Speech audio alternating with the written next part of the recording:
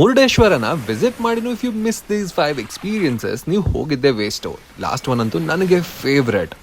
ನಮ್ಮ ಅಪ್ಪ ಅವರಿಂದನೇ ಈ ಒಂದು ಅಡ್ವೆಂಚರ್ ಆಕ್ಟಿವಿಟಿ ಇಲ್ಲಿ ಬಹಳನೇ ಫೇಮಸ್ ಆಗಿತ್ತು. ಕಮೆಂಟ್ಸ್ ಅಲ್ಲಿ ಅದೇನು ಅಂತ ಗೆಸ್ ಮಾಡಿ ನೋಡೋಣ.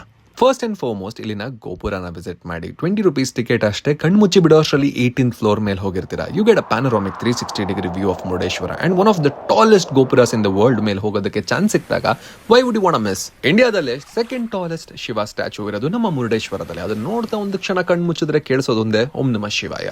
ಇಫ್ ಯು ಡಿಂಟ್ ನೋ, ಕರ್ನಾಟಕದ ಏಕೈಕ ಫ್ಲೋಟಿಂಗ್ ಬ್ರಿಡ್ಜ್ ಇರೋದು ಮುರುಡೇಶ್ವರದಲ್ಲೇ. ನೀರ್ ಮೇಲೆ ನಡ್ಕೊಂಡು ಹೋಗ್ಬೋದು. 200 ರೂಪೀಸ್ ಒಬ್ಬರಿಗೆ ticket. Best experience in the morning when the tide is high.